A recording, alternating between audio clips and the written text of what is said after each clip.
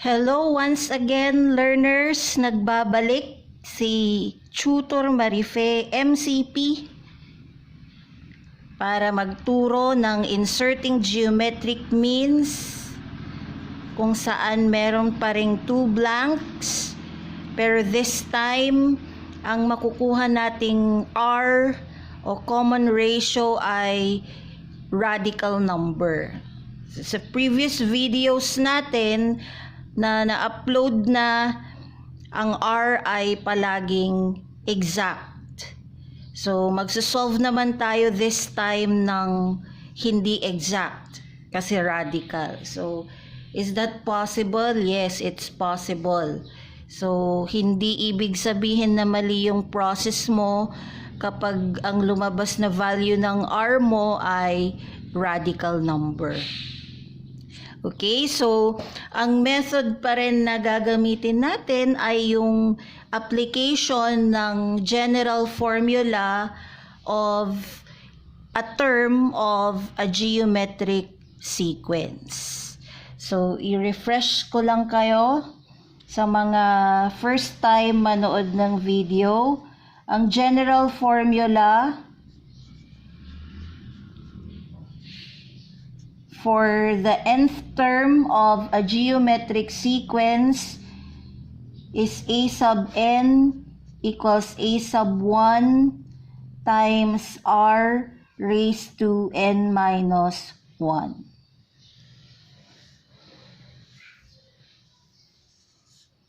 So, dito lamang iikot ang process natin.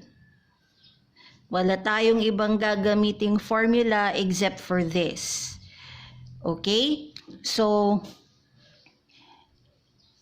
6 is your a sub 1. A sub 1 stands for first term of the sequence. Your first blank is your a sub 2, or the first unknown geometric mean. Your second blank is your a sub 3, or the third term, or the second unknown geometric mean. Your 24 is the fourth term. Okay? So, ang step 1 is to find R.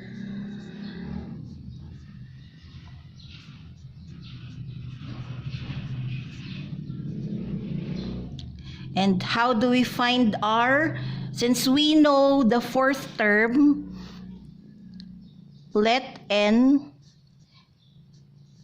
equals 4.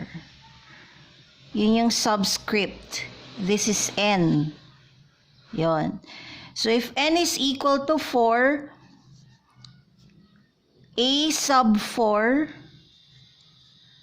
equals a sub 1 r raised to 4 minus 1.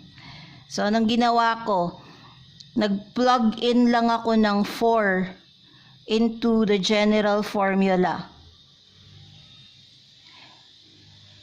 A sub 4 equals a sub 1 r cubed. Kasi 4 minus 1 equals 3. What's next? You substitute the given information. A sub 1 is 6. A sub 4 is 24. So this is 24. This is 6 r cubed. Again, what's our target? Our target is to find R.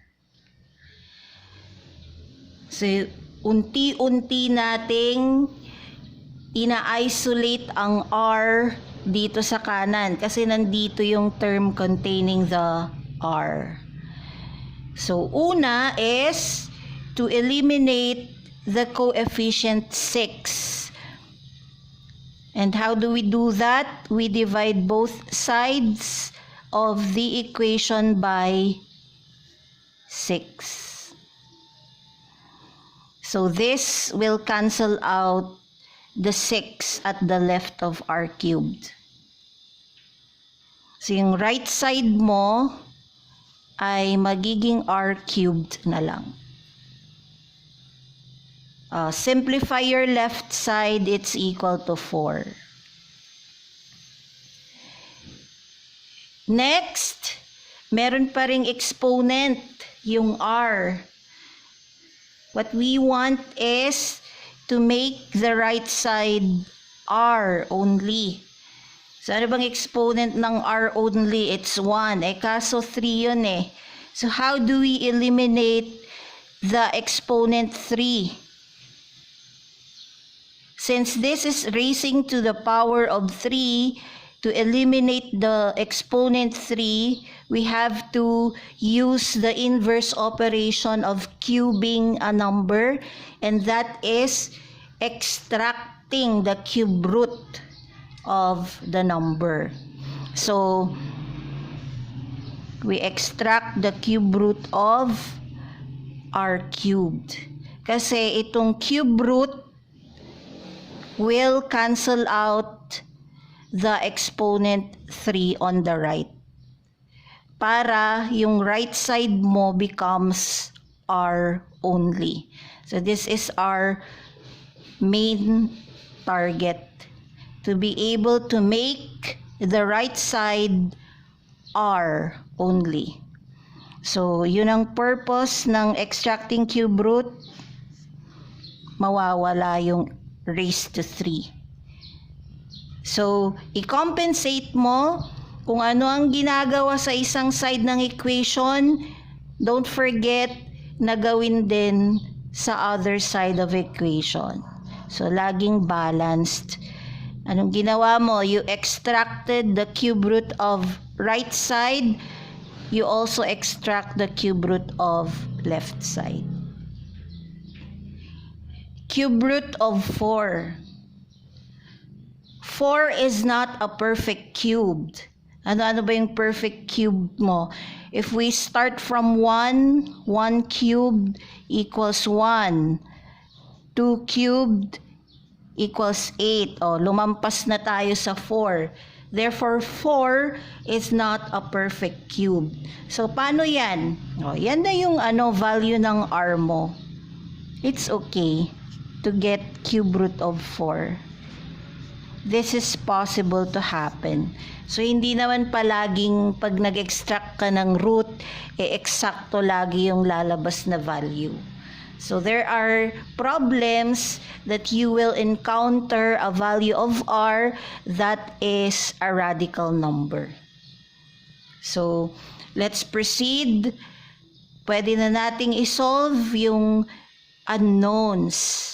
We're trying to insert 2 geometric means of the given sequence. So, let's solve for a sub 2. And in subscript, it's 2. So, n equals 2. So, yung mga n dyan sa general formula, i-replace mo ng 2. So, what will happen to the general formula? It becomes a sub 2 equals a sub 1 r raised to 2 minus 1. Or a sub 1 r. Because 2 minus 1 is equal to 1. Next, you plug in the value of a sub 1 and r. A sub 1 is given, it's 6 times the cube root of 4. So, paano mag-multiply ng rational at irrational? You multiply rational number 6 by the coefficient of the radical number. Ano ba yung coefficient ng cube root of 4? It's invisible. It's actually 1. So, dito mo siya i-multiply. Mali kapag dito mo i-multiply sa radicand. Itong number na nasa ilalim ng cube root sign. Kailangan dito sa coefficient ng radical, number mo imumultiply yan. So what is 6 times 1? It's still 6. So anong gagawin mo dito sa radical part? Itatabi mo lang. Yan. This is your first answer. A sub 2 or the first geometric mean is equal to 6 cube root of 4. So, kung possible na ang r ay radical, possible din na ang term ng geometric sequence radical. So, not necessarily laging mga rational numbers ang terms ng geometric sequence. Okay, let's proceed. Let's solve for a sub 3. The subscript is 3. This is n. From the general formula, you replace n with 3. So the general formula becomes a sub 3 equals a sub 1 r raised to 3 minus 1. Or a sub 1 r squared. Substitute, a sub 1 is equal to 6 multiplied by cube root of 4 squared. Equals 6 multiplied by, pwede nating i-rewrite ito. Paano mo i-rewrite yan? Pwede mo siyang i-rewrite na cube root of, etong square dito, yung exponent mo na 2 dito, pwede mong ipasok sa loob. So, equal lang ang values nito. Okay? So, 6 times cube root of 4 squared is 16. Okay, tatandaan ninyo na kapag may lumalabas na radical number sa nakukuha ninyong sagot, make sure na naka-express in simplest form yung radical number ninyo. Kailan mo ba masasabing nakasimplify ang radical number? Walang mga perfect number na nasa ilalim ng radical sign. So in this case, cube root of 16, i-check mo kung meron bang factor ang 16 na perfect cube kasi cube root ang ini-extract mo. So meron bang factor na perfect cube ang 16? Meron. 'Di ba ang 2 cubed or 8 is a perfect cube and 16 is divisible by 8. Therefore, ang 6 times cube root of 16 ay equal sa 6 cube root of 8 times 2. So, anong ginawa ko? Yung product na 16, ginawa kong factors kung saan yung isa sa mga factors ay perfect cube. So, tatandaan ninyo na pag nag-factorize kayo, yung isa perfect, yung isa hindi. Okay? So, paano ulit i-simplify ang ganyan? Pwede mong paghiwalayin. Cube root of a product is also the same as the cube root of each of the factors multiplied together. So this is the same as cube root of the first factor multiplied by cube root of the second factor. So it's equal to 6.